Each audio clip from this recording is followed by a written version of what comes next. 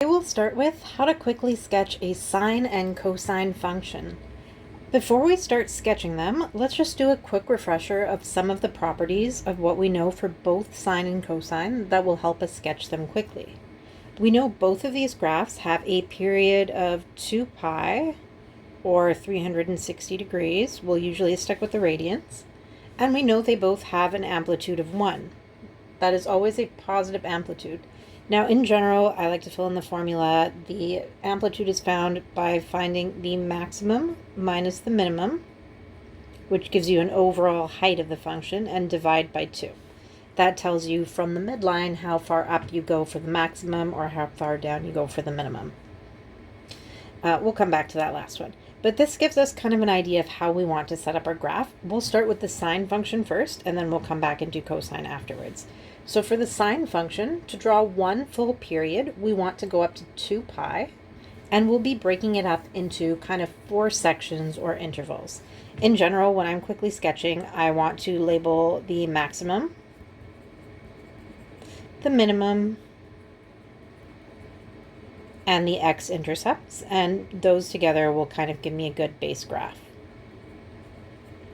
So in terms of scaling, I would like to go up to 2 pi. I think I can probably do every 2 lines is an interval and make this 2 pi. So one full period would start at 0 and go to 2 pi. Halfway is pi, half of that is pi over 2, and in between here, 3 pi over 2. On our y-axis, we have a maximum of 1, so just so our graph is big enough, I will make this 1 over here. You can adjust that depending on your amplitude, and then our minimum down here can be -1. So for the sine graph, the really nice thing is sine 0 is just equal to 0, so we start at 0. When we've completed one full period, we also end up at a height of 0. So sine 2 pi is also equal to 0. We also actually know our other x-intercept, sine pi, is equal to 0, so that gives us all 3 x-intercepts.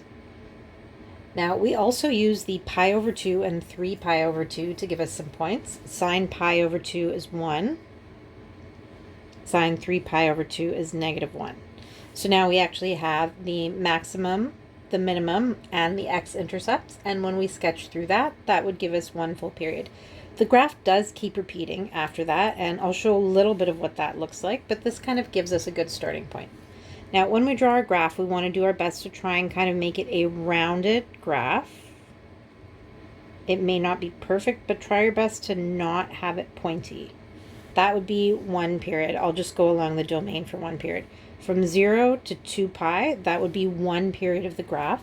The graph is periodic and repeats. So if you need to extend your graph, you just keep following. So for example, one interval going pi over 2, making this 5 pi over 2, takes us back up to the maximum 1. Another interval taking us to 3 pi would take us down to another x-intercept. So if we wanted to extend the graph a little bit further, we just follow that same pattern.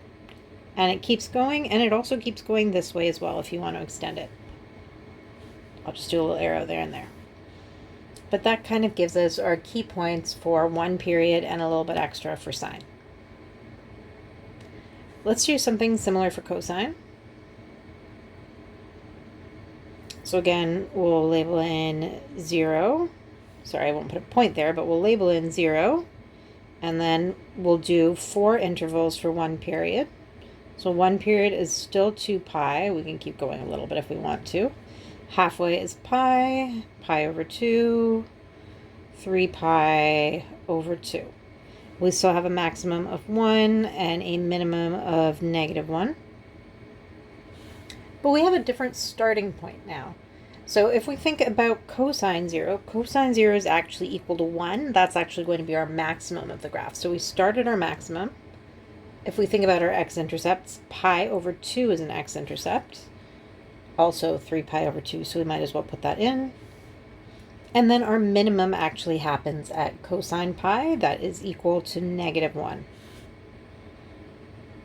And we might as well do 2 pi as well. 2 pi is going to take us back up to another maximum of 1.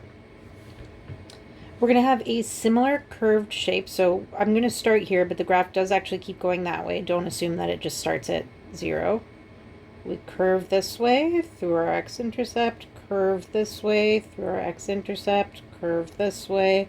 We can keep going. If we want to extend it a little bit further, we're just going to follow the same pattern. So another interval gives us our x-intercept 5 pi over 2. Another interval at 3 pi looks like it will give us our minimum down here. So we'll just extend our graph a little bit further. But then we kind of get the idea of the shape of a cosine graph as well. Before we start transforming these graphs, you want to be comfortable enough that you can sketch one of these really quickly.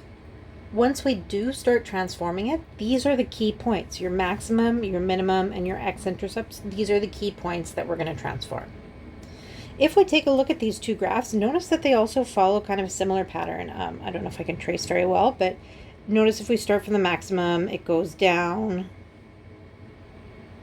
down, and back up until we get to another maximum. The same thing actually happens on the cosine graph. You start at the maximum, you go down to an x-intercept, you keep going.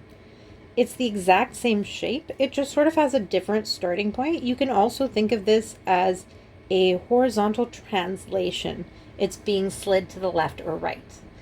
In fact, if you take the cosine graph and you slide it pi over 2 units, if you take the sine graph and you slide it pi over 2 units to the left, it will become the cosine graph.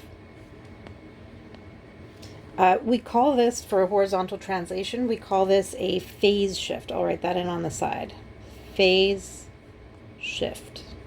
It's a special name for a horizontal translation that we use for periodic functions.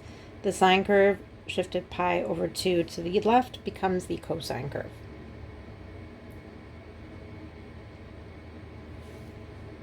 Okay. If you want to take a look at one point to kind of see that, let's start with our maximum. It happens here at pi over 2. If you shift pi over 2 to the left, you're at 0. That's where your maximum happens for cosine.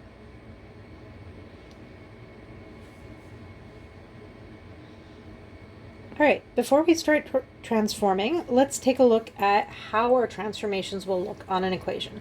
So here we have both sine and cosine. They have a coefficient in front of the function that's going to affect your y values, a coefficient inside in front of the x that will affect x values. We can have a potential shift for x, and we can also have a vertical shift for y. Let's fill in each of these. So A in general affects your y values, and this will be a vertical stretch. When I say stretch, I mean it could be an expansion or compression.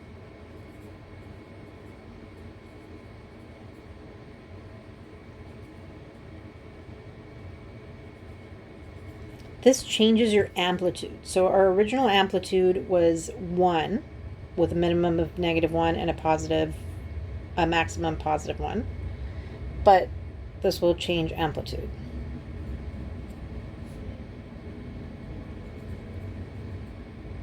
So for example, an a value of 3, your amplitude is now 3 because you've multiplied by 3.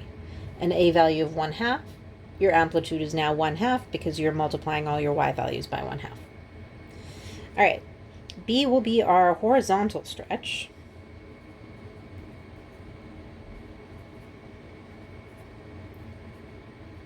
So this will expand or compress us horizontally. This will change the period of the graph because normally the graph goes across 2 pi.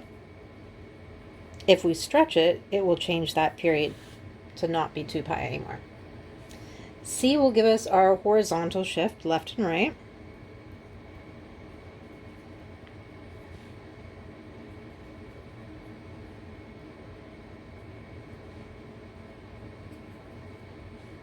This is what I called the phase shift. And D will give us a vertical shift up-down.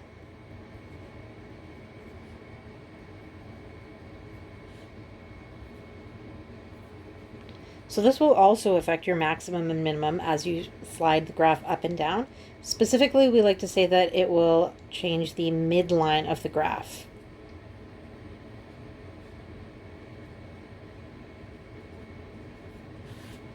And if we come back up to the graph for a moment just to look at it, when I say the midline, I mean our line that goes through the center of the graph, or without the dashed line like that. That is where our x-intercepts are. When we have the entire graph shifted upwards, the entire graph, including the maximum and minimum shift upwards, these x-intercepts will be located on the new midline. So for example, if you slide your graph up 2, that will be your new midline where those points get translated. And we'll just come back to that in case you need to fill that in. So vertical shift up or down, which will change the midline of the graph. Those are all of the key features you need to know. At this point, you should be able to quickly sketch sine and cosine. You should be aware of the period and the amplitude. That's all for today.